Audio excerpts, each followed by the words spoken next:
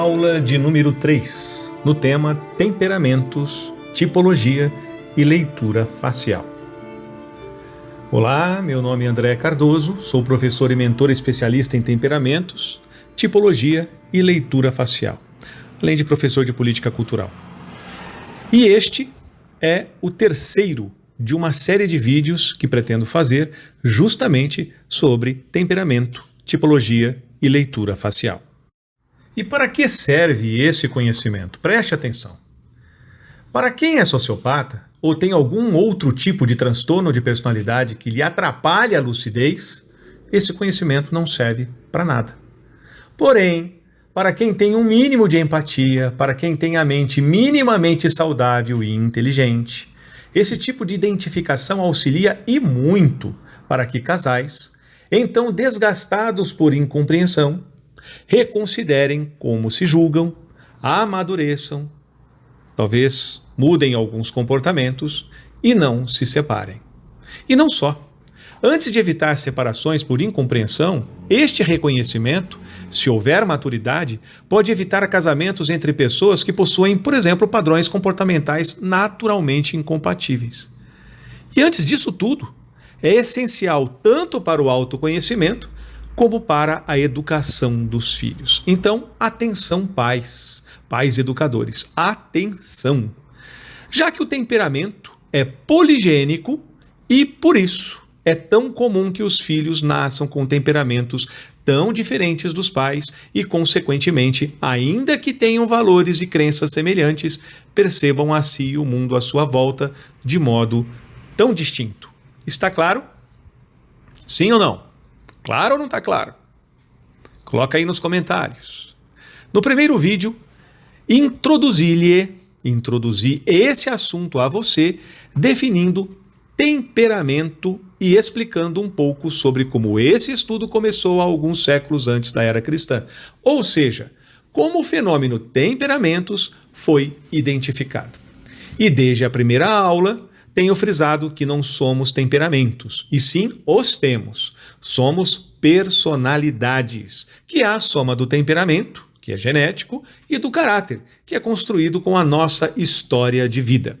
Se você não assistiu à primeira aula, que só tem 4 minutinhos e alguns segundos, e quer uma base melhor sobre temperamentos, sugiro que, para entender melhor a segunda e esta aula, que é a terceira, eu recomendo que entre no meu perfil no Instagram, @andré.luiz.roque.cardoso e assista-o, tá bem? É importante aí, vamos seguindo a sequência. No segundo vídeo, dando continuidade ao primeiro, eu introduzi a você o conhecimento da classificação adaptada dos grupos de temperamento, que, lembrando que já foi dito, começou a ser estudado em 4 categorias por Hipócrates e até o fim do século XX já foram catalogados mais de 2.688 temperamentos. E então, apresentando-lhe os 2 grandes grupos com seus apelidos didáticos, explicamos como cada um é. E por causa do tempo, damos mais atenção a quem chamamos de presenciais. Neste terceiro vídeo, eu vou falar dos futuristas. Muito bem? Está claro? Começando agora, então, oficialmente a terceira aula. O grupo dos futuristas, preste atenção, por favor. Como já foi dito, é também chamado de o grupo dos que são inclinados a tomarem decisões com base nas expectativas, nas possibilidades, e não a partir de dados da realidade percebida no aqui e agora, no presente, como acontece com os presenciais. E sendo esses futuristas tendentes à intuição, que pode estar certa ou não, são naturalmente inclinados a serem mais o quê? Mais teóricos, mais imaginativos, intelectualmente mais investigativos e, consequentemente, possuem tendência a mais contemplação, a serem mais contemplativos. Está claro? Então, este grupo, que estamos chamando de futuristas, com este viés, o viés da expectativa, da possibilidade, pode ser dividido em 2 grupos bem distintos. Preste atenção. Então, vamos lá? Então, o grupo dos futuristas pode ser dividido em dois grupos bem diferentes, bem distintos. Primeiro grupo, os que são interessados em assuntos diversos, que são mais técnicos, são mais secos, por isso a gente chama mais racionais, mais duros. E o segundo grupo, que são os que são das pessoas que possuem características psicológicas que fazem com que sejam mais inclinadas a buscarem um mundo ideal e a compreenderem pessoas. Está claro, então, os dois grupos? Os dois grupos de futuristas. Primeiro, aqueles que buscam informações gerais.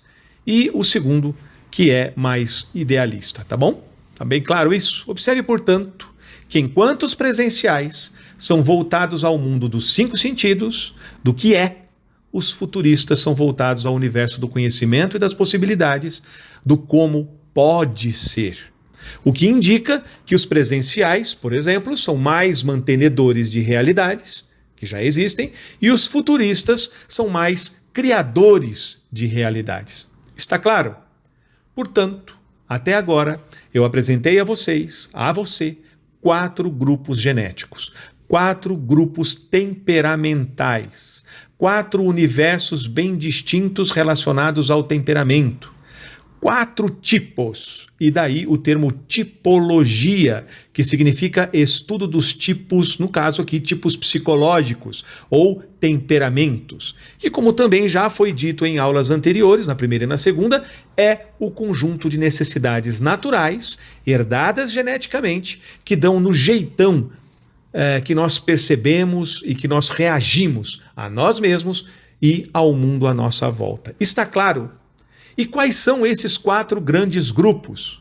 Vamos lá? Vamos recordar? São eles. Primeiro, nós falamos dos presenciais rígidos, cuja mentalidade é a base de tudo o que lemos, o que temos aqui de empreendedorismo e planejamento administrativo. Então, qualquer curso que você tenha feito, você entendeu ou passou a pensar ou absorveu a mentalidade dos presenciais rígidos. Depois nós temos o grupo dos presenciais flexíveis, que se gabam, por exemplo, por serem mais ágeis, super apreciarem o deslocamento físico, a viagem, a aventura e, em sua maioria, serem hábeis com ferramentas. Então, hoje, nós começamos a falar sobre os futuristas. E nós colocamos aqui os futuristas técnicos, que buscam compreender ou teorizar o mundo, são diversos assuntos, e, finalmente, o 4º grupo, que é os geneticamente programados para serem mais idealistas. Cada um desses 4 grupos, preste atenção, pode ser dividido em mais 4, somando um total de 16, que podem ser divididos em 32 grupos. E a coisa vai até 1.344 para o homem, 1.344 para a mulher, somando 2.688. E é claro que não para por aí. Porém, 16 grupos são o suficiente para entendermos a seriedade desse estudo e o quanto ele não é só teórico, ele é prático. Ou seja, não é uma possibilidade, é uma observação prática. Sendo que cada um desses 16 possui ou produz pessoas que são muito diferentes entre si, ainda que sejam expostos, presta atenção.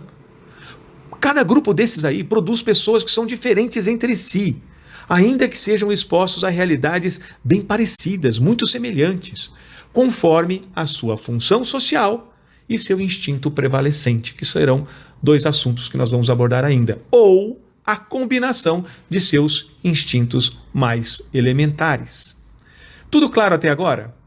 É incrível notar que esse tipo de conhecimento, presta atenção, embora tenha se tornado científico após o uso de computadores. E por que isso? Porque com o uso de computadores nós tivemos mais facilidades para melhor correlacionar dados. Presta atenção, isso é muito importante que eu vou falar agora. Embora tenha se tornado científico após o uso de computadores, é curioso que esse tipo de conhecimento tenha sido tão mais respeitado em certos ambientes intelectuais e espirituais medievais do que considerado nos tempos atuais. Apesar de toda a nossa riqueza tecnológica, incluindo os superveículos, né? Veículos que andam, que voam, que vão para a água, computadores quânticos, não sei se você já ouviu falar, robôs humanoides e a tão incrível e também perigosa nanotecnologia. E por que isso? Porque a nossa sociedade, presta atenção, abandonou a equidade, o real interesse pelo bem do gênero humano. E, por isso, está psicologicamente mal estruturada. E eu vou explicar o porquê. Ela está desequilibrada. Não só por sua miséria ética e moral, que torna o lucro financeiro a última palavra para tomadas de decisão, mas também porque um grupo de pessoas poderosas fez com que o modo de ver o mundo, o modo de agir dos presenciais rígidos, onde estão principalmente os povos germânicos, os britânicos e os judeus europeus, subjugasse violentamente os outros 3 grupos. E, aliás, principalmente o último, que é mais delicado, que são o dos idealistas. Interessante. Se você está achando esta aula relevante para você e percebe a importância desse conhecimento, lembre-se de curtir, comentar e compartilhar esta aula. E não só esta, as 2 anteriores também.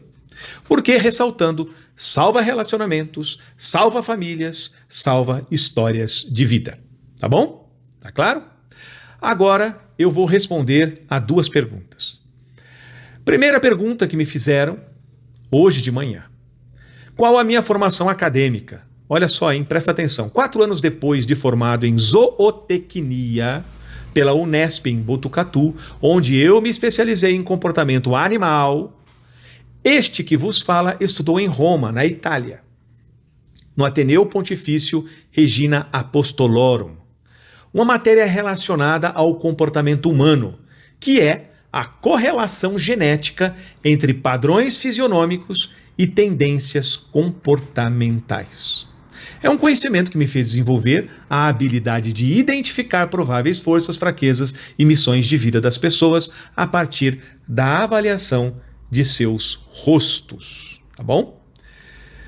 Então tem uma segunda pergunta que tem a ver com a confusão de sempre de conhecimentos com outras teorias. Então já vou adiantando, hein? Não tem nada a ver com lambrosonismo ou lambrosionismo, né, que é a teoria de Antônio Lambroso, uma teoria fascista. Não tem a ver com isso. Também não tem a ver com craniologia nazista. Não tem a ver, nada a ver com isso.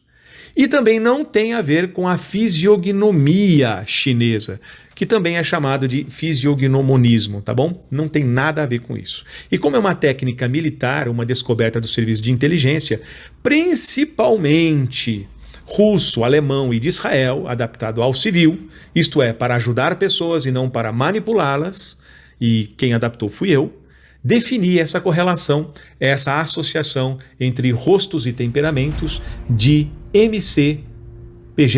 MC indicando as 2 técnicas de auxílio, que são o Mentoring e o Counseling, e PGTC, a sigla para Programas Genéticos de Tendência de Comportamento. Tá bom? PGTC, Programas Genéticos de Tendência de Comportamento. Então, eu me despeço por aqui. Salve Maria, viva Cristo Rei e até a próxima aula.